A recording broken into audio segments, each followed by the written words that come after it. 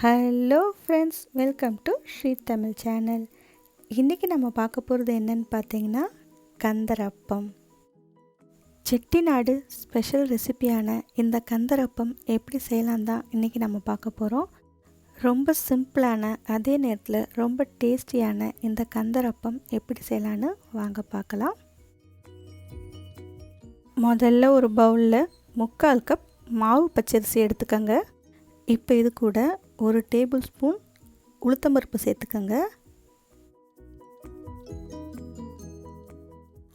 அடுத்து 1/4 ஸ்பூனுக்கும் பாதி அளவு வெந்தயம் சேர்த்துக்கோங்க. இப்போ இது எல்லாத்தையும் 2 தடவை நல்லா கழுவிட்டு தேவையான அளவு தண்ணி சேர்த்து ஒரு 2 மணி நேரம் ஊற வச்சு எடுத்துக்கோங்க. இப்போ பார்த்தீங்கன்னா அரிசி ஊற வச்சு ஒரு 2 மணி நேரம் ஆயிடுச்சு. 2 மணி நேரத்துக்கு அப்புறம் அரிசி இருக்கிற தண்ணியெல்லாம் நல்லா வடிகட்டி எடுத்துட்டு இதை நாம் ஒரு மிக்ஸி ஜாருக்கு மாற்றிடலாம். இப்போ இது கூட ஒரு 2 டேபிள் ஸ்பூன் தேங்காய் சேர்த்துக்கோங்க.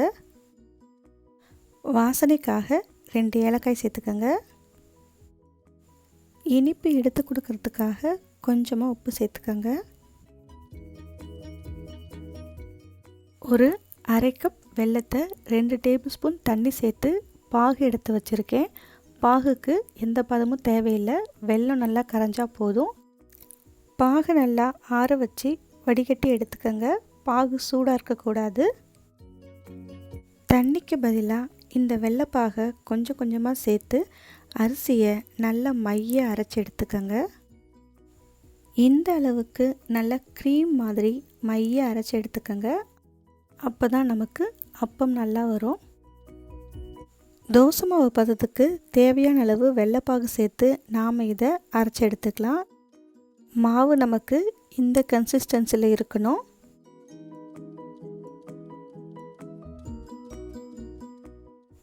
இப்போ இந்த மாவை 1 மணி நேரத்துக்கு அப்படியே வச்சிடுங்க. 1 மணி நேரத்துக்கு அப்புறமா நாம் அப்பம் சுட ஆரம்பிக்கலாம்.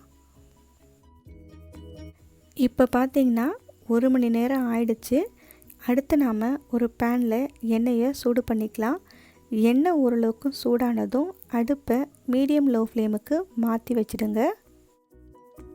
ஒரு கரண்டியில் கொஞ்சமாக மாவு எடுத்து இந்த மாதிரி பொறுமையாக சேர்த்துக்கங்க. கொஞ்ச நேரத்தில் பார்த்திங்கன்னா அப்பம் மேல் எழுந்து வர ஆரம்பிக்கும்.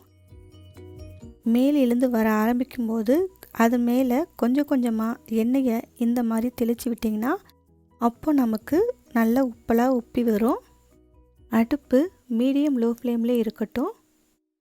கொஞ்சம் அகலமான பேனாக இருந்தால் 2 இல்லைன்னா 3 கூட ஊற்றிக்கலாம். ஆனால் ஒன்று ஒன்றா ஊற்றும் போது தான் நமக்கு கரெக்டாக அந்த ரவுண்ட் ஷேப்பில் கிடைக்கும் அப்பம். அப்பம் ஓரளவுக்கு ஒரு பக்கம் நல்லா செவந்ததும் அடுத்த பக்கம் திருப்பி விட்டுக்கோங்க. அடுத்த பக்கம் திருப்பி விட்டதுக்கப்புறம் அதிகபட்சம் 1 நிமிஷம் வேக வச்சா போதும். நல்லா செவந்து வந்துடுச்சு. இப்போ நாம் அப்பத்தை எடுத்துடலாம். அவ்வளவுதான். இதே மாதிரி எல்லா அப்பத்தையும் நாம் சுட்டு எடுத்துக்கலாம்.